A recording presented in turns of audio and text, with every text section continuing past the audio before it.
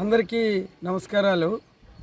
విశాఖపట్నం జిల్లా విశాఖపట్నం రూరల్ మండలం గీతం విశ్వవిద్యాలయం గీతం హాస్పిటల్ పరిధిలో ఎండా రుషికొండ గ్రామాల సర్వే నెంబర్లో గ్రామాల సర్వే నెంబర్లో 54 ఎకరాల 79 సెంట్ల భూమి. ఇది చాలా అత్యంత విలువైన ప్రభుత్వ భూమిని గీతం జిమ్సర్ హాస్పిటల్కి ఆధీనంలో ఉంది, ఆక్రమణలో ఉంది చాలా ఏళ్ళుగా.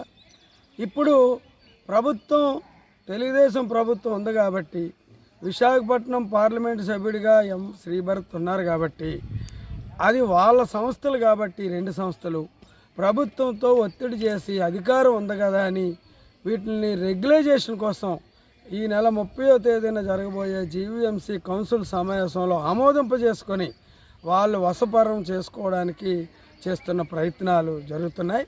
ఇది అత్యంత ప్రజాస్వామ్యమైన హేతుబద్ధమైన చర్య. ఇది చాలా అన్యాయం, అప్రజాస్వామ్యం, నీతిమాలిన చర్య.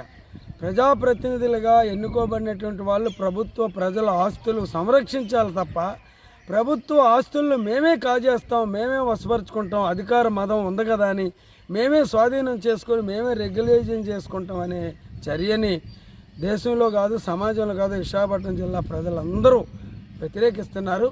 కలెక్టర్ గారు దీన్ని ఆలోచన చేసి ఈరోజే జిల్లా కలెక్టర్ గారికి మెయిల్ ద్వారా కంప్లైంట్ కూడా పెట్టాం.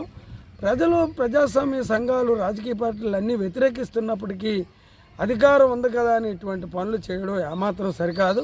తక్షణమే జిల్లా కలెక్టర్ గారు స్వాధీనం చేసుకుని ఆ భూముల్ని ప్రజా ప్రయోజనాలకు ఉపయోగించాలని భారత కమ్యూనిస్ట్ పార్టీ సిపిఐ పక్షాన ప్రజలందరి పక్షాన మేము డిమాండ్ చేస్తున్నాం.